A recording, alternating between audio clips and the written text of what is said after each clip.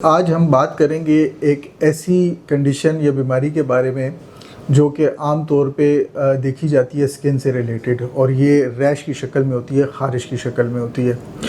बहुत common disease है ये, और एक शख्स से दूसरे शख्स को बड़ी आसानी से लग जाती है।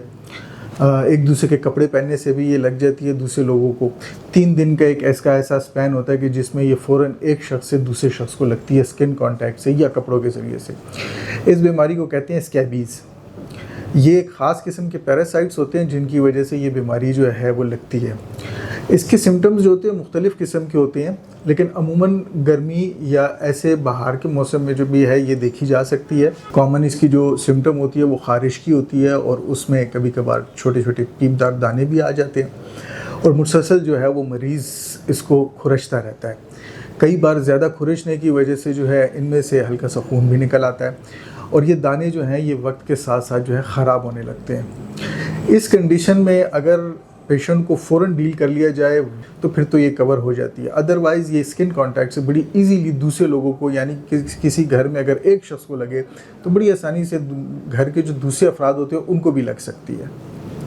इसमें ये चीज़ बहुत एहतियात इस चीज़ की करनी पड़ती है कि जिस शख्स को स्कैबीज़ की बीमारी लगे उसके कपड़े जो हैं या उसके टॉवल्स, तौलिया वगैरह या और कोई पहने की इस किस्म की चीज़ें, या जिसमें बेड की चादर वगैरह होती है उसको तब्दील किया जाए। उसके साथ कांटेक्ट थोड़ा डिस्टेंस में रह के रखा जाए, बल्कि बेहतर तो ये है कि कांटेक्ट किया ही ना जाए। वैसे तो तशख़ीस जो है वो मुआलिज का काम होता है, और डॉक्टर जो है वही देख के सही तरीके से बता सकता है, लेकिन आम इतला के लिए ये है कि इसके दाने जो होते हैं वो छोटे छोटे नमूदार होते हैं और मोस्टली क्लोज होते हैं, एक दूसरे के साथ नज़दीक होते हैं, और पैचेस की शक्ल में भी हो सकते हैं।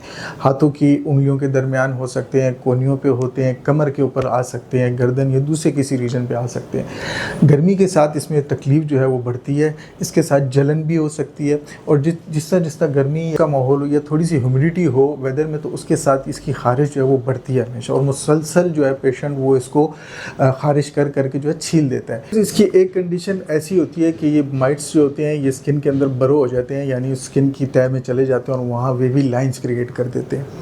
ये भी एक ऐसी अलामत है कि जिसके साथ जो है मुआलिज इसको तशख़ीस इसकी कर सकता है। दूसरी अहम चीज़ ये है कि क्राउडेड जगहों पे, तंग जगहों पे, ऐसी जगहों पे जहाँ हब्स जैसा माहौल हो, सफाई का सही निज़ाम ना हो, वहाँ पे ये बीमारी अक्सर आसानी से फैल जाती है। व्यूअर्स, अब आते हैं इसकी ट्रीटमेंट की तरफ।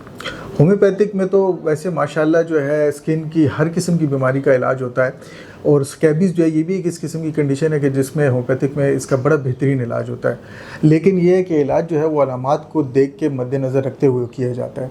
अब जिस तरह पेशेंट जो है वो स्किन की ये कंडीशन लेके आए, मुसलसल ख़ारिश करे, और उसकी इस ख़ारिश को जो है वो किसी भी वजह से फिर भी गर्म रखने से आराम मिले, और पेशेंट जो है वो बेचैन रहता हो, घून घून करके पानी पिए, और उसमें वक्तन फ़वक्तन इज़्तिराबी कैफ़ियत हो, तो उसमें आर्सेनिक मेडिसिन दी जाती है।